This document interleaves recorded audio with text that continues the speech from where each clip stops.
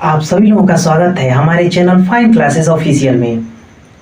आज हम लोग सूरदास जी के द्वारा रचित पद के बचे हुए पदांशों की व्याख्या करेंगे।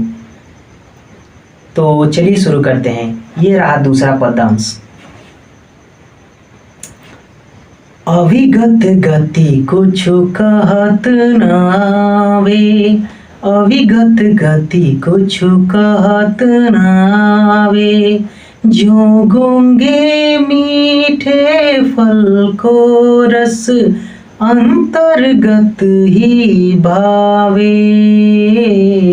अविगत गति कुछ कहत न आवे, अविगत गति कुछ कहत न आवे, परम स्वाद सबहि सुनिरंतर अमित तोष उपजावे, मन बानी को अगम अगोचर सो जाने जो पावे, अविगत गति कुछ कहत न आवे, अविगत गति कुछ कहत न आवे। मन रूप रेख गुण जाति जुगति बिनु निरालंब कित धावे, सब विधि अगम विचार ही ताते सुर सगुन पद गावे, अविगत गति कुछ कहत न आवे, अविगत गति कुछ कहत न आवे। तो ये रहा दूसरा पदांश। इसके बाद से हम लोग देखेंगे इसका संदर्भ।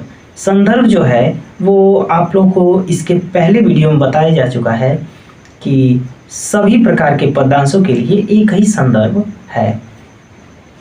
और रही बात प्रसंगित, तो प्रसंग में आप लोग लिख सकते हैं कि उपयुक्त पदांश में जो कबीरदास जी हैं, ईश्वर के निराकार रूप का वर्णन करते हुए, उनकी आराधना करते हुए जब उनको प्राप्त नहीं कर पा रहे हैं, तो या कह सकते हैं कि उनको प्राप्त करने में जब कठिनाई हो रही है, तो उनके आराधना में सगुन पद गा रहे हैं। इसके बाद से व्याख्या देखेंगे। व्याख्या हेडिंग डाल करके आप लोग लिख सकते हैं कि सूरदास जी कहते हैं कि अविगत गति कछु कहत न आवे, कि उस निराकार ब्रह्म की गति का कोई अनुमान नहीं लगा सकता है या कुछ भी कहा नहीं जा सकता है। गति अर्थात स्थिति का कोई अनुमान नहीं लगा सकता है। जैसे एक गूंगा व्यक्ति मीठे फल के रस को अपने अंतर आत्मा में यानी कि अपने हृदय में ही उसका अनुभव कर सकता है, किसी को बोलकर नहीं बता सकता है, उसी प्रकार से ईश्वर को सिर्फ आदमी अपने हृदय में ही जान सकता है, उसको बोल करके किसी को नहीं बता सकता है। परम स्वाद सबहि सुनिरंतर अमित तोष उपजावे, अर्थात व्यक्ति के अंदर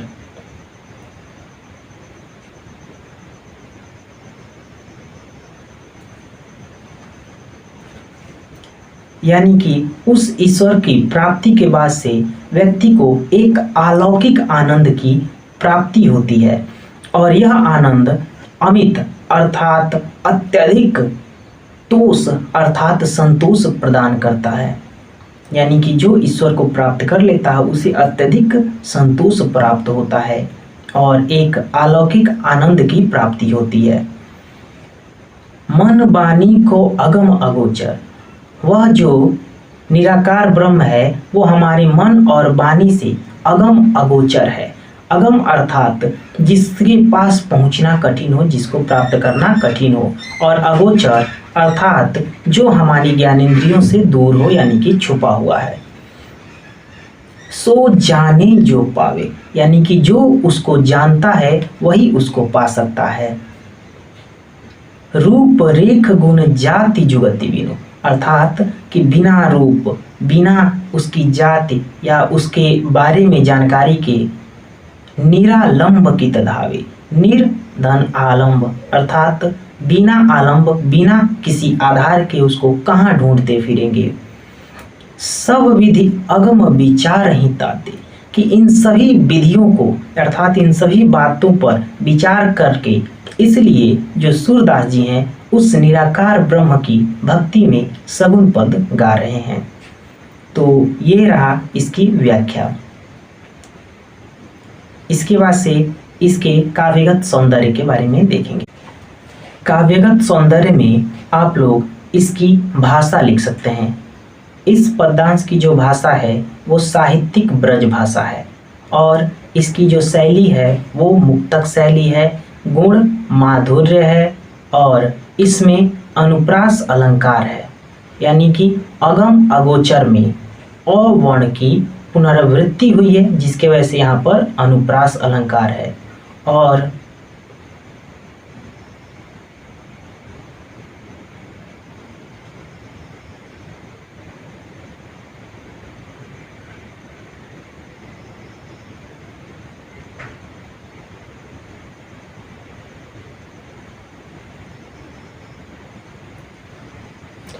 और यहाँ पर दृष्टांत अलंकार है, क्योंकि ज्यों गूंगे मीठे फल का रस, यहाँ पर मानव हृदय की भावनाओं को मीठे फल के रस के रूप में व्यक्त करने का प्रयास किया गया है, जिसकी वजह से यहाँ पर दृष्टांत अलंकार भी आ रहा है। और इसमें छंद की बात करें तो छंद गीतात्मक छंद है, रस भक्ति और शांत रस है। तो ये रहा इसका काव्यगत सौंदर्य। इसके बाद से हम लोग देखेंगे तीसरा पद्यांश। तो अब हम लोग सूरदास जी द्वारा रचित पद पाठ का तीसरा गद्यांश देखेंगे, जो कि ये रहा आप लोगों के सामने स्क्रीन पर। किलकत कान घुटुर वनियावत, किलकत कान घुटुर वनियावत, मणिमय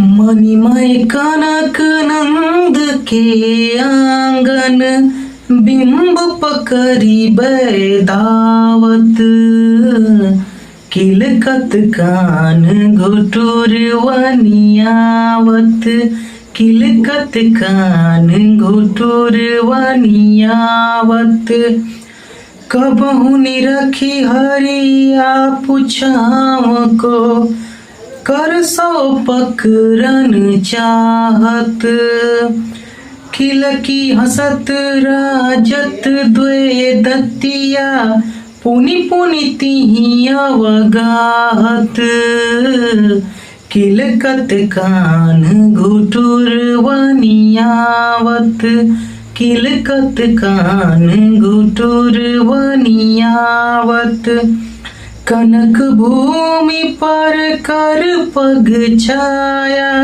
यह उपमाइक राजति, करी करी प्रतिपद प्रतिमनि वसुधा, कमल बैठकी साजती, किलकत कान घुटुर वनियावत, किलकत कान घुटुर वनियावत, बाल दशा सुख निरखी जसोदा, पुनि पुनि नंद बुलावती, अचरा कर ले ढाकी सूर के, प्रभु को दूध पिलावती, किलकत कान घुटुर वनियावत, किलकत कान घुटुर वनियावत।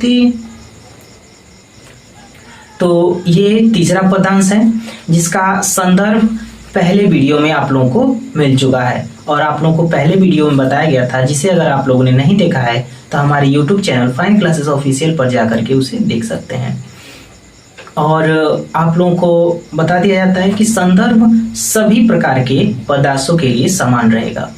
प्रसंग की बात करें तो प्रस्तुत पदांश में सूरदास जी ने मणियुक्त आंगन में घुटने के बल चलते हुए बाल श्री कृष्ण की शोभा का वर्णन किया है कि कैसे नन्हे मुन्ने श्री कृष्ण जी कनक युक्त अर्थात सोने से युक्त और सोने के आंगन जो कि मणियों से युक्त है उस पर घुटनों के बल कैसे चल रहे हैं। और इसकी व्याख्या देखेंगे तो कवि सूरदास जी ने श्री कृष्ण की बाल मनोवृत्तियों का वर्णन करते हुए कहते हैं कि किलकत कान घुटुर बनियावत, अर्थात किलकारी मारते हुए श्री कृष्ण जी अपने घुटनों के बल पर आ रहे हैं। तो जैसे ही आप लोगों के सामने जब इसका अर्थ दिया जाएगा तो आप अपने मन में उस घटना को सोच सकते हैं, इमेजिन कर सकते हैं, ठीक, ताकि आप लोगों को आसानी से ये पूरा का पूरा पदांश याद हो सके।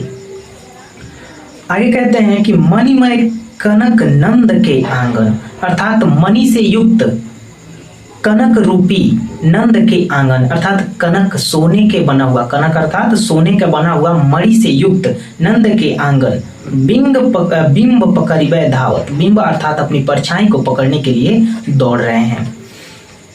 कबहु निरखी हरि आप छांव को, और कभी कभी तो हरि अर्थात श्री कृष्ण अपने ही छांव अर्थात परछाई को निरख करके देख करके कर सौ पकड़न चाहत और उसको पकड़ने का प्रयास कर रहे हैं।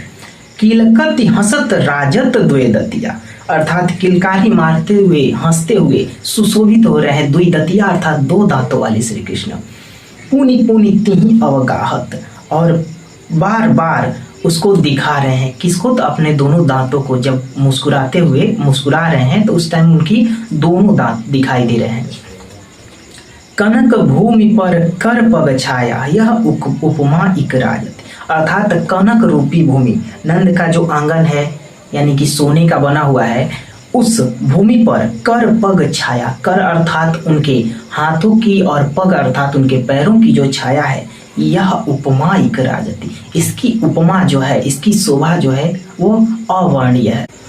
करी करी प्रतिपद प्रतिमणि वसुधा, अर्थात उनके जो प्रत्येक पांव और की जो प्रत्येक मणि पर जो छाया पड़ रही है, पृथ्वी के प्रत्येक उनके प्रत्येक पांव आंगन में जड़े हुए प्रत्येक मणि पर जब उनकी छाया पड़ रही है तो वसुधा अर्थात पृथ्वी कमल बैठकी साजत, कमल रूपी बैठकी, ऐसा प्रतीत हो रहा है जैसे कमल रूपी बैठकी उनके लिए सजा दी है। बाल दशा सुख निरखी यशोदा, अर्थात इस बाल दशा के सुख को देख करके यशोदा यानी कि जब यशोदा देख रही हैं अपने पुत्र को कि कैसे घुटनों के बल आ रहे हैं और कैसे सुंदर सुशोभित हो रहे हैं, यह देख करके यशोदा माता जो हैं वो पुनि पुनि नंद बुलाओ, बार बार पुनि पुनि अर्थात बार बार नंद को बुला रही हैं। अचरा तर लय ढाकी सूर्य के प्रभु को, अर्थात अचरा के नीचे ढक करके सूर्य के प्रभु अर्थात श्री कृष्ण को दूध पिला रही हैं। यह इसका व्याख्यान। अब इसका काव्यगत सौंदर्य भी देखेंगे। काव्यगत सौंदर्य में भाषा की बात करें तो भाषा इसमें ब्रज भाषा है, शैली मुक्तक शैली है, और इसमें जो गुण है वो प्रसाद और माधुर्य गुण दोनों ही विराजमान है। रस की बात करें तो रस वात्सल्य रस है, जैसा कि आप लोग जानते हैं। रस का एक अलग से वीडियो भी बन जाएगा जिसमें आप लोगों को सभी रस का भावार्थ और कुछ एग्जाम्पल्स उदाहरण के जरिए समझाए जाएंगे। और यहाँ पर रस जो है वात्सल्य रस है। जब माता और पुत्र के प्रेम की बात होती है वहाँ पर वात्सल्य रस होता है। छंद की बात करें तो छंद इनके आप लोग को जानते हैं कि सूरदास जी के अधिकांश जितने भी पद हैं उन सभी में गीतात्मक छंद होते हैं, तो इसमें भी गीतात्मक छंद है। शब्द शक्ति लक्षणा है, और इसमें अलंकार की बात करें तो इसमें अनुप्रास अलंकार है। प्रतिपद प्रतिमणि में प वर्ण का और त वर्ण का उच्चारण हुआ है, यानी पुनरावृत्ति हुई है, तो यहाँ पर अनुप्रास अलंकार है। उपमा अलंकार की बात करें तो यहाँ पर एक उपमा अलंकार भी है। कनक भूमि अर्थात कनक के समान भूमि, कनक के रूपी भूमि की बात की गई है, तो यहाँ पर उपमा अलंकार भी है।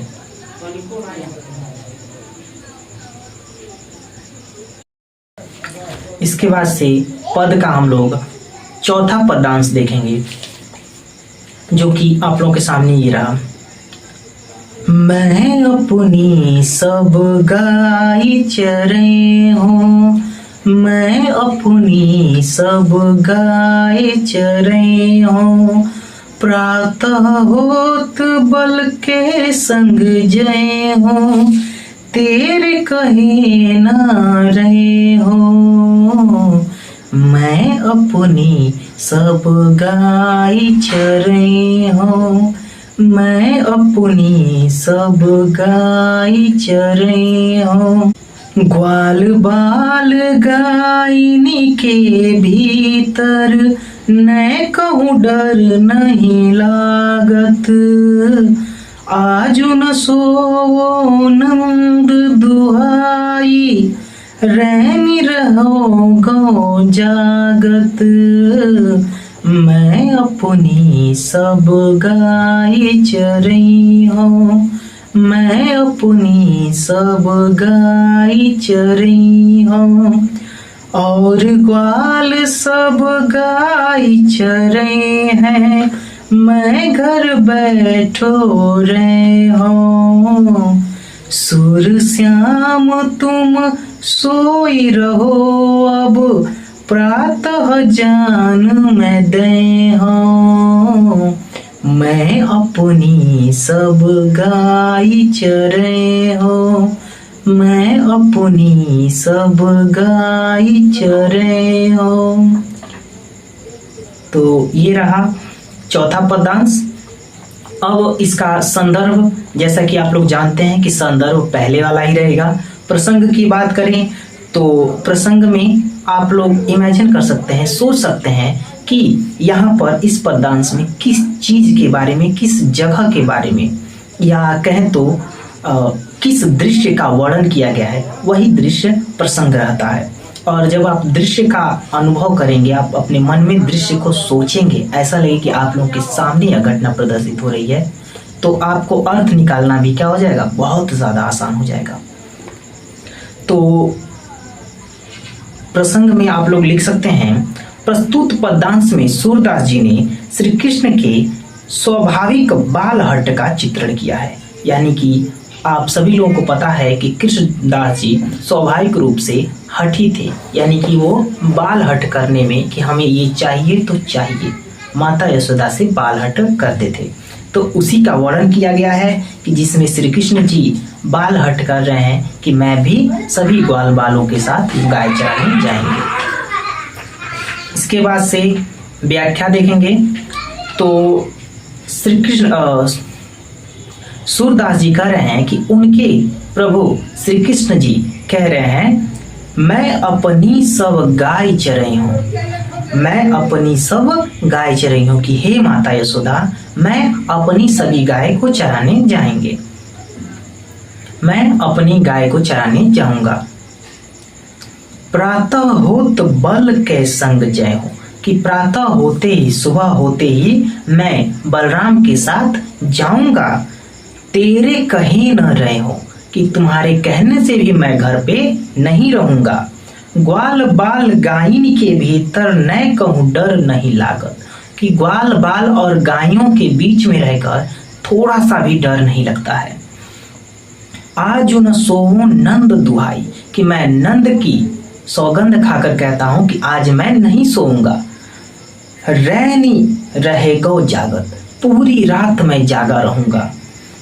और ग्वाल सब गाय चरे हूं कि और बाकी सब ग्वाल ऐसे हट कर रहे हैं यशोदा माँ से कि बाकी सब ग्वाल गाय चराएंगे और मैं घर बैठा रहूं, मैं घर बैठे रहे हूं, अर्थात मैं घर पे बैठा रहूं, ऐसा नहीं हो सकता है।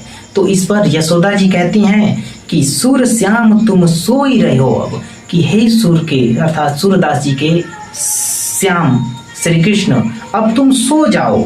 प्रातः जान मैं दे हूं कि प्रातः मैं तुम्हें, सुबह सुबह मैं तुम्हें जाने दूंगी, अभी तुम सो जाओ। तो ये रहा इसकी व्याख्या। अब देखते हैं इसका काव्यगत सौंदर्य। काव्यगत सौंदर्य में वही रस, छंद, अलंकार आदि के बारे में जानेंगे कि भाषा इसमें है ब्रज भाषा, जो कि सूरदास जी के अधिकांश पद में है।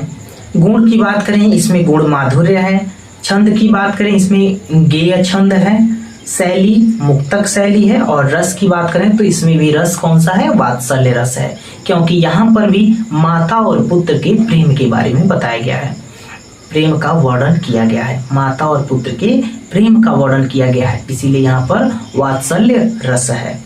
अलंकार की बात करें तो यहाँ पर अनुप्रास अलंकार है, केवल एक अलंकार है अनुप्रास अलंकार, जैसे कि रहनी रहेगो, इसमें रौवण और ग्वाल बाल में लौवर्ण और सुर श्याम में सौ वर्ण की पुनरावृत्ति होने के कारण यहाँ पर अनुप्रास अलंकार है।